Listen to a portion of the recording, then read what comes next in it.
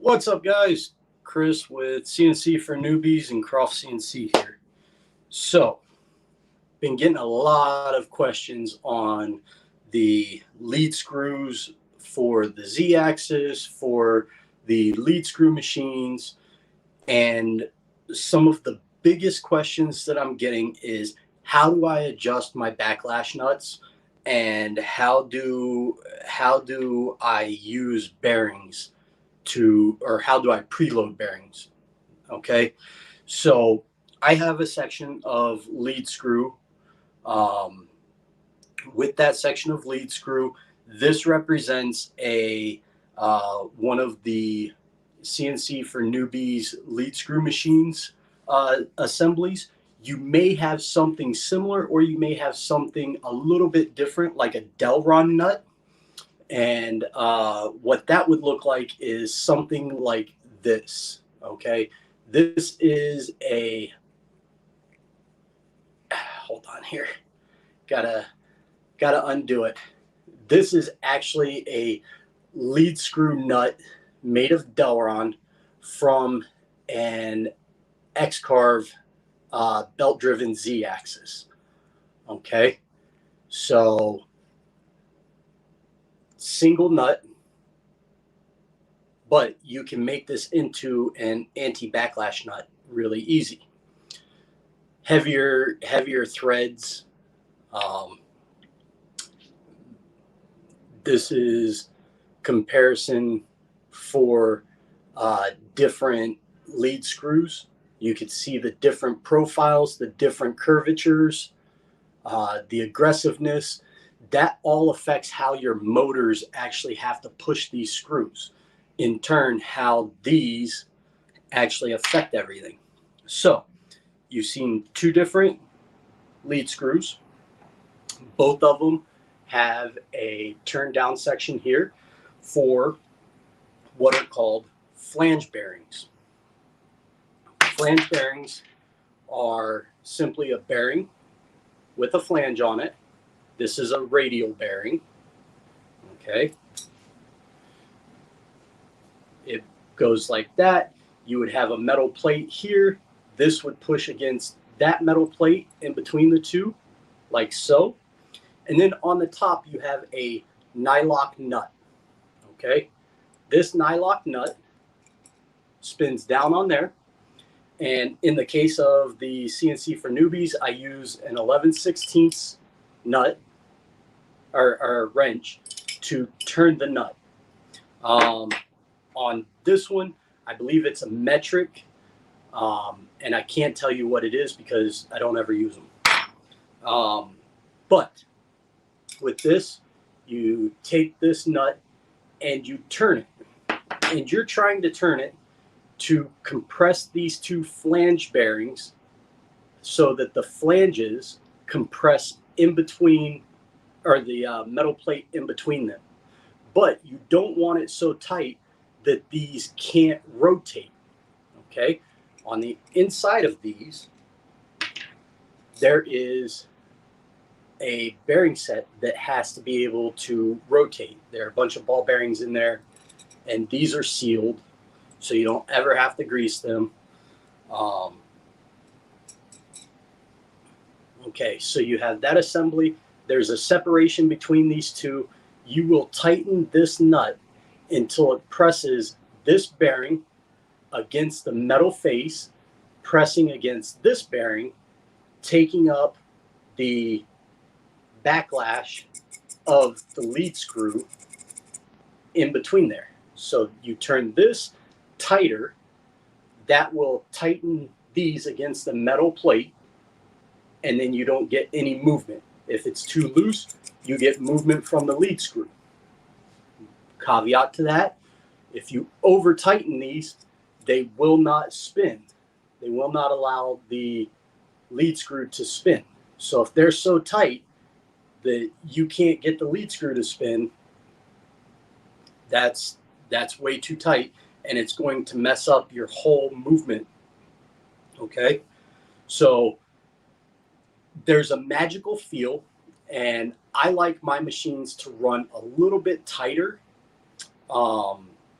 I know some people that are like, oh, I only do, V-carve signs and stuff like that, so I can run it a little bit looser.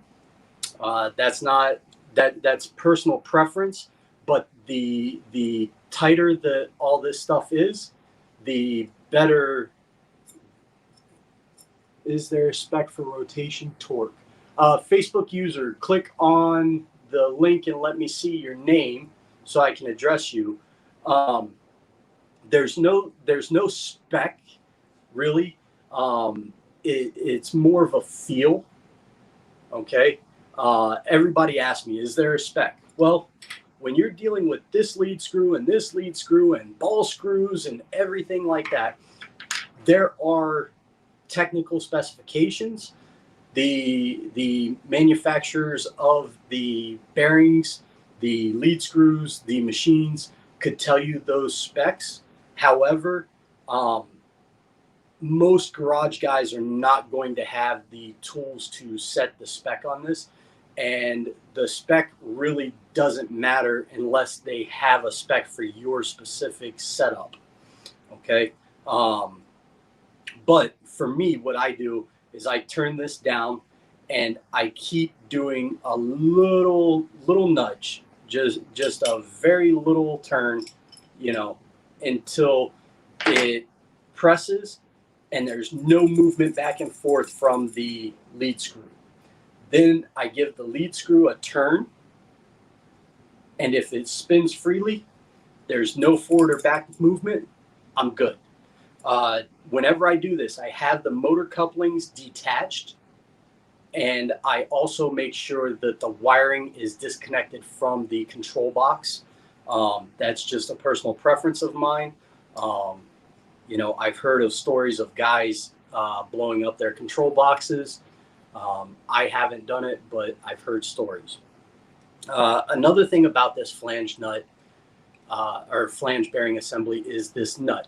This nut is a Nylock nut. That means that there is a nylon ring in there, and whenever you tighten this down, the threads actually cut into that nylon ring and prevent it from backing off. So if you're doing a lot of adjustment with this nut and you find that it's not staying in place anymore, you may need to replace this nut because the nylon has been worn. I've had my one CNC for Newbies lead screw machine I've had for roughly about a year.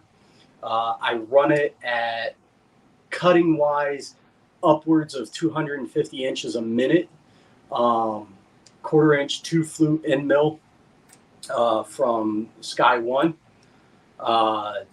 and I haven't had to do anything to my lead screw assemblies as far as this goes. I haven't had to do anything to them in general, but that comes along with weekly maintenance, daily maintenance, monthly maintenance, greasing, lubing, checking tightnesses and stuff like that. Okay, so that's that. This one has very similar setup. Nylock nut, turned down flat. You'll have two bearings that press against each other in a pinching a metal plate, and so on and so forth.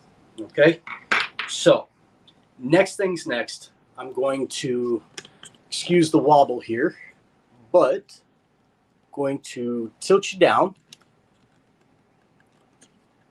All right, there we go. Okay, perks of being a one-man shop and trying to do instructional videos live. People ask, why do I do this stuff live? I do this stuff live because the same way that Facebook user just communicated to me, I want you to be able to ask questions on the fly, almost like you're going to school and you have a teacher right there over your shoulder. So don't be afraid to ask some questions and get some communication going, guys. Are they only on one end or both? That can really depend on each individual machine. The Facebook user, guys, seriously, click that link up at the top. It doesn't do anything except for let me see your Facebook name or your YouTube username. That way I can address you. A lot of these machines have a compression set up here, and then they'll have open bearings back here, and the motor coupler will push on them. On the CNC for newbies, I have right over here, that actually has flange nuts on each end. Like the Z-axis is threaded on this end, and then flange nuts, and then the coupler pushes on the flange or flange bearing up on this end. Okay, so each machine is individually different. I'm really talking with this section of lead screw and this assembly about my CNC for newbies, because that's what I have. That's what I can show. This is from my X-Carve, and my X-Carve was a completely different beast, and I didn't use the stock lead screw, but maybe for the first week. It's just one of those things that I knew needed changed, and so I changed it right away. So unfortunately, each machine is different. Okay, Facebook user, I hope that helps. You know, you can actually tighten one end and not the other and stuff like that. Mike Graham says, X-Carve, what is that? Okay, I hear you. Okay, on to bigger and better parts, guys. So this assembly right here is what's known as an anti-backlash nut. Okay, here is what's called a lead screw nut. A lead screw nut can be a anti-backlash nut. Okay, so lead screw nut has one nut on it, and it allows for movement forward and back. Okay, the way that you can turn these into an anti-backlash nut is exactly what CNC for newbies did with their assembly. For comparison, plastic Delron, or this is actually a plastic, I believe, like an injection molded plastic. Most of the ones that I use are a Delron. So for CNC for newbies, let's see, I have a CNC running on an X-Carve. Does the bearing need pressed in? Bob, no, the bearings do not need pressed in. They are toleranced on the CNC mills. So the plates are bored on the CNC mill. The bearing races will slide into that.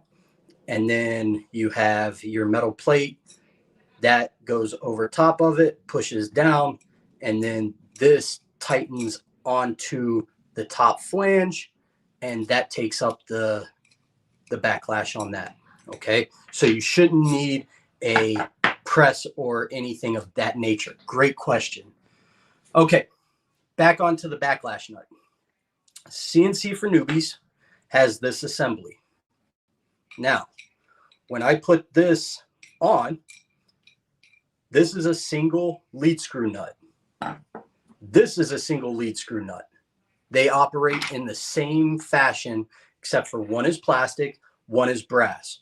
Brass has a lower coefficient of friction.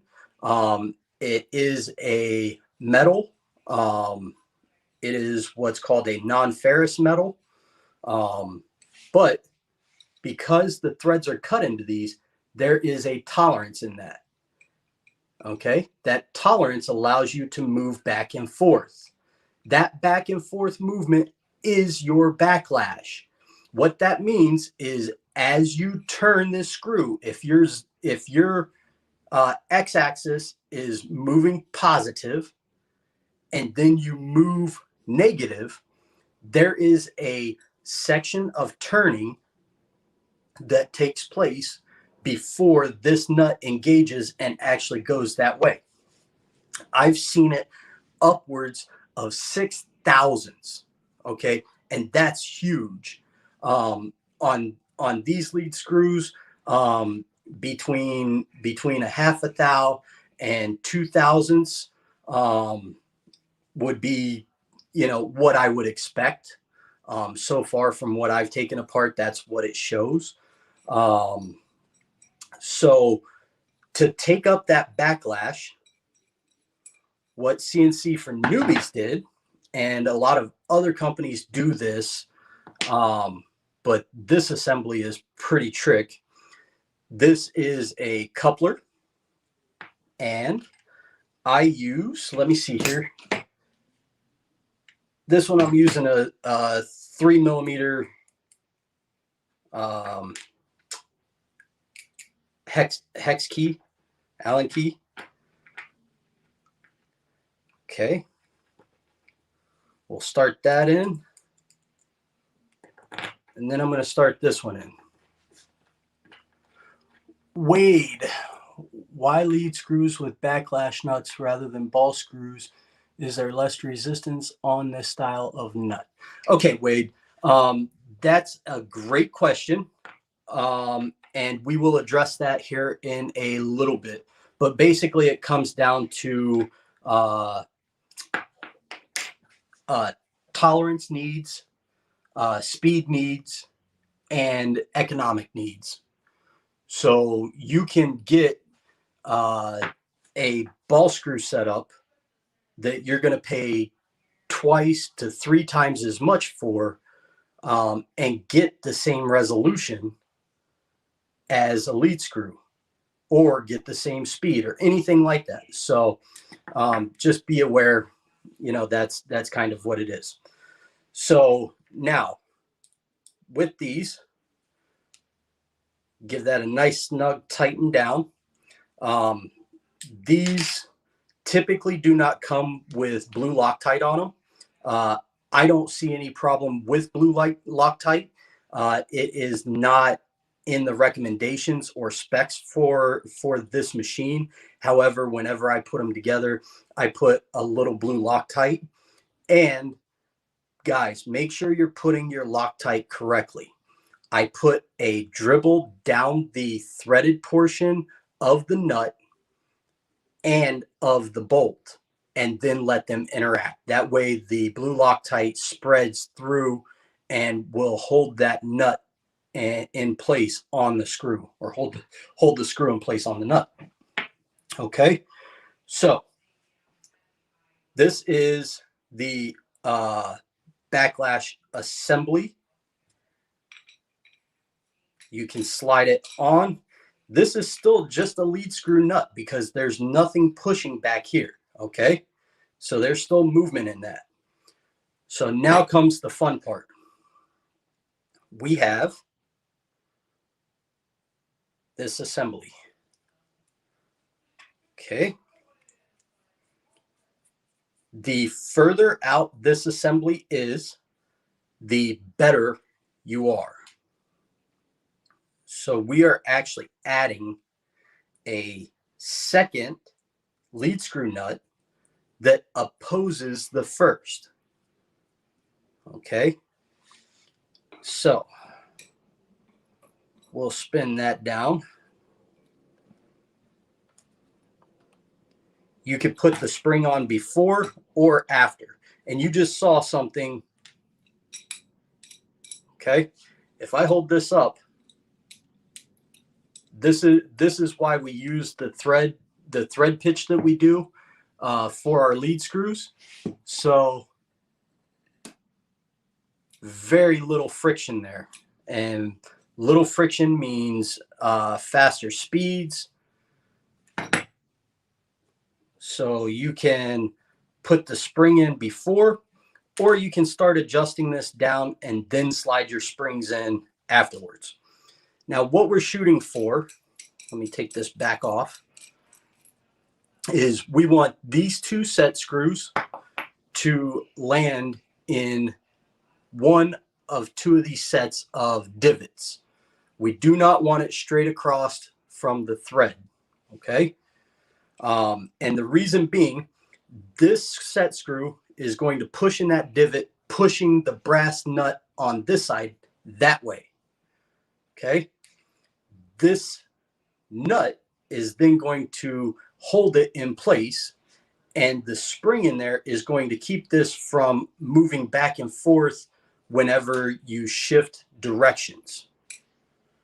Okay, so let's get this down. We're going to go in that area.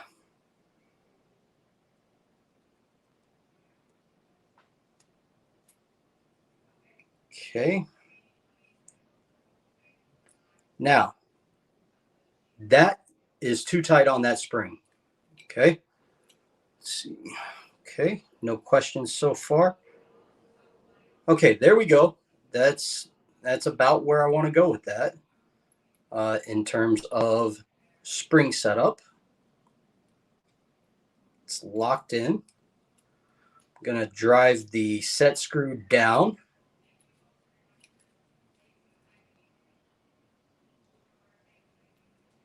Okay.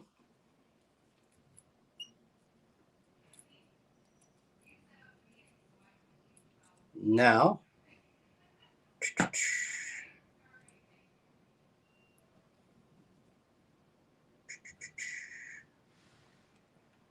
oh,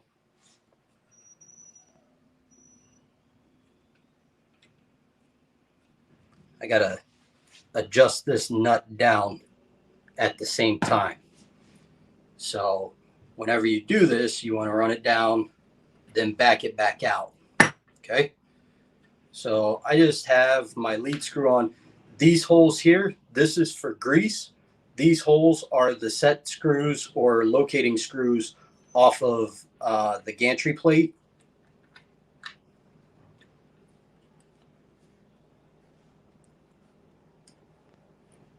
Okay.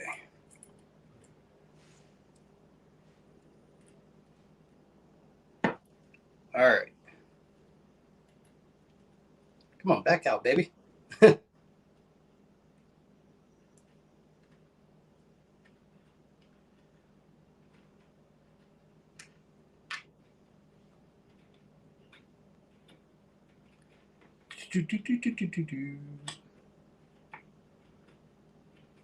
Doing it live, trying to talk, trying to get all this stuff squared away, all at the same time. You'll make dumb mistakes like this.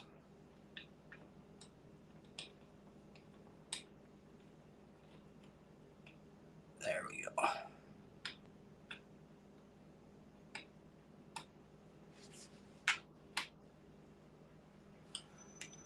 Okay. Now, tighten this back in. And the reason why I had to do that was because the nuts themselves on the set screw are in such close tolerance to the actual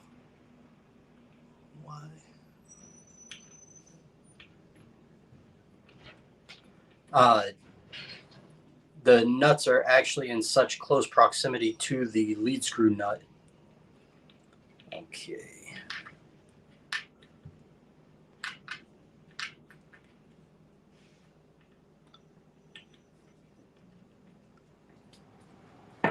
All right.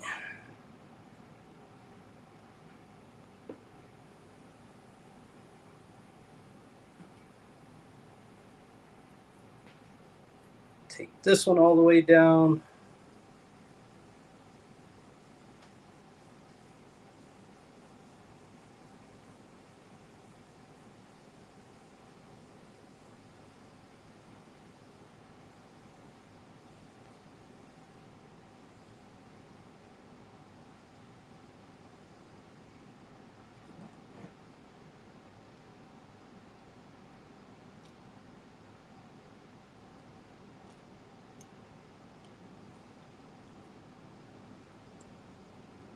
Get this set in there.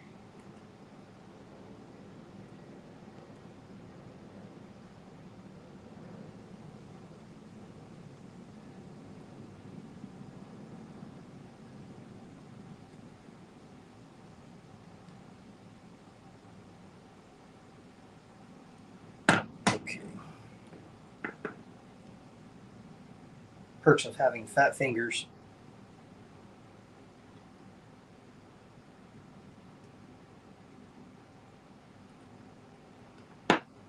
Okay. We'll turn that. I'm going to back this off by hand.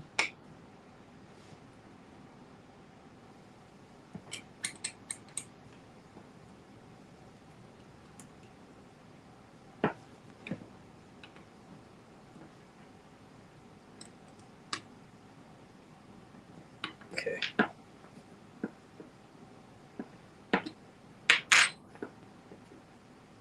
There we go.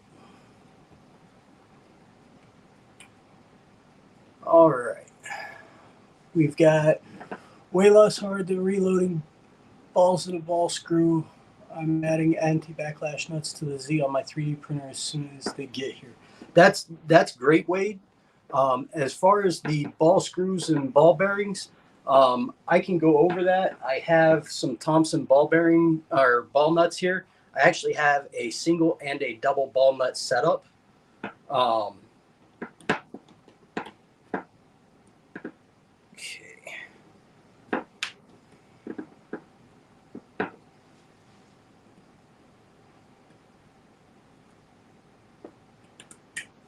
All right.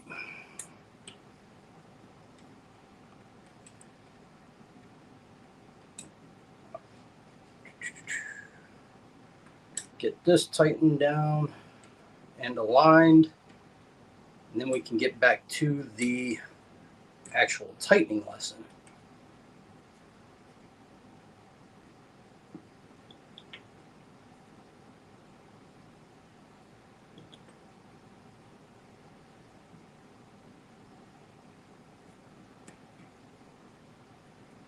Okay, you can see how the springs are not fully compressed or tensioned or anything like that. But just by putting those on there, I have taken up a lot of the backlash. I mean, it takes a lot to move that, but here I'm not getting any movement. And you can see that this moves pretty freely. Okay, not a lot of pressure put on it. The more pressure that it takes to put on this to turn these, that means the more pressure that the motor has to exert. And whenever the motor exerts a lot of pressure, you're going to have a lot of issues. Okay. Okay. All right. Now, we're going to take this. We're going to turn this down.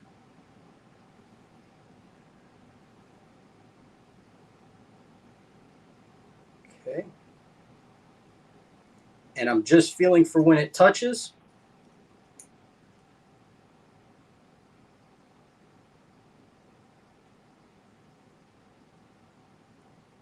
Okay. And once again, this is one of those feel things. Right there's where the tension happens.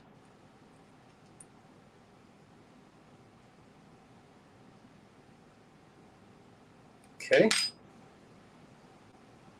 Now, this does not want to move. Okay. So now I'm just going to take this. I'm going to look at the positioning, and I'm just going to back it off just a skosh. Okay. Nothing there. A little bit looser. Okay. I'm going to take a look at this. Going to back it off a little bit more. Whatever I do to this side, I want to do to this side. Okay.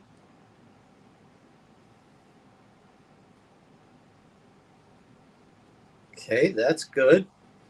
That might be a little too loose. I can feel some play in there. And whenever I say that I feel play, what I'm trying to feel is this nut, how much it moves. Okay. a little bit in there. So I'm going to tighten these down just a little. Oh yeah, there we go.